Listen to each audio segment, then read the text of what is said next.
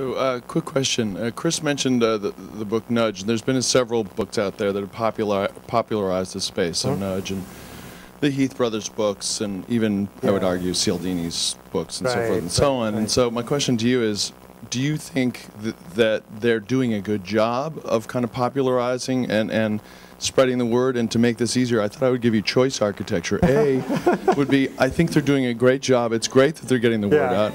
B is that I'm somewhat neutral to this. I'm not going to tell you why. And C is, this is the end of my disappointment, and this is horrible. No, I think they're doing a good job. They're doing a good, look, I wouldn't be here, right, if it weren't for those books. You guys wouldn't be thinking about this.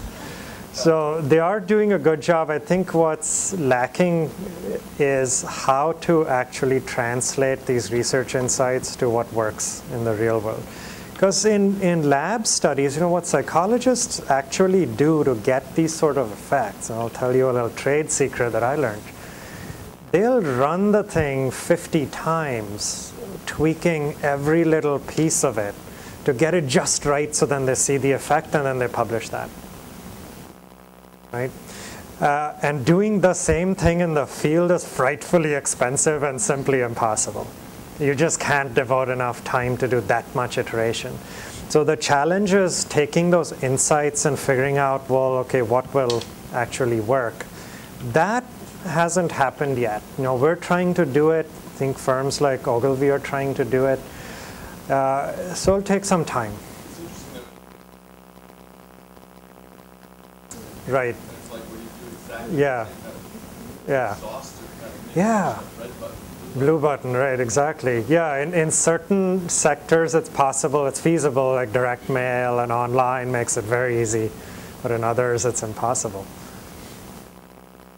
How well are we able to quantify or model for some of these behaviors, especially like to kind of from a cost-benefit perspective to change the layout of a bank or your website?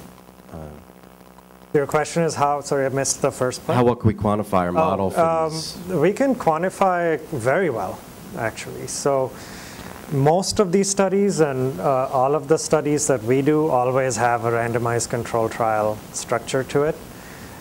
We can measure outcomes, we can measure it against a control group, and we can see exactly what's going on. Of course, with policy type decisions, it takes longer because the outcomes are, you know, have to do with some kind of livelihood change, some life change that just takes a few years to measure. So a lot of those demonstrations are going on. They're pretty well funded, thankfully, often by the government. So there's a lot of work on that. Okay, one more question, okay? I was just interested in, I've got a 13-year-old daughter, so I'm trying to encourage her to study at the moment. And I've tried various routes, and one of the routes I've tried is trying to talk to her about consequences, the woman that she might be in the future, the 5 different options. Right. Just talk to us a bit about the role that explaining consequences can play in changing behaviour. Look, consequences, there's research on both sides of it. So there's one thread of research that says if you go too far in creating fear of consequences, it actually thwarts the action that you just start avoiding. And there's other literature that says that it does actually work. I think in your daughter's case, I suspect that she's not going to care about consequences that are 10 years out, but she might care about if she gets a bad score on the test, how embarrassing it'll be, you know, with her friends tomorrow.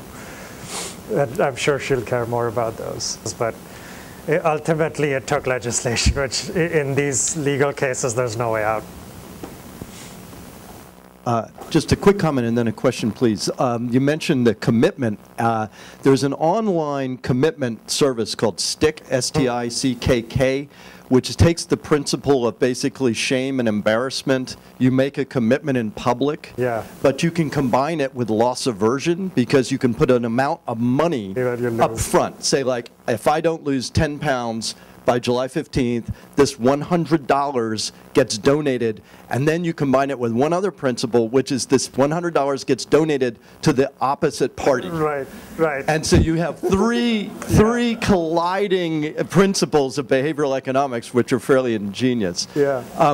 I wanted to ask you, though, have you seen anybody doing a good job yet translating many of these principles into effective communications? Let's see. I see examples all the time. I don't know who did that, but unfortunately, I'll see ads, I'll see messages. For example, my wife went to California Pizza Kitchen the other day, and they gave her a little kind of fold-over postcard that was sealed, and it said, "Do not open this. You may get something like a 10 to 40% discount on your next meal, but you have to go to the restaurant and have a server open it." So this played on the curiosity question that you were asking as well, Peter. So let me close with a parting thought on how we work at Ideas 42 generally is the first thing we do is we try to look at the world from the eyes of whoever the target audience is, the consumer, the borrower, whoever. And that is mostly what we do. It's about trying to figure out what is their psychology, what are they thinking when they're going through a particular choice, a process, thinking about buying something, thinking about doing something.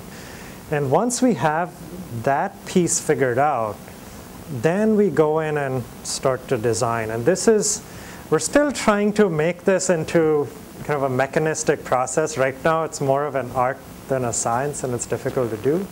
But that's what I would encourage you to do is spend, time thinking about the psychologies behind what people do. Not necessarily what they tell you in a focus group or in a survey. Right? Often that is something after the fact. It's not the underlying psychology that goes on. So thank you very much. This was fun. Thank you for the questions.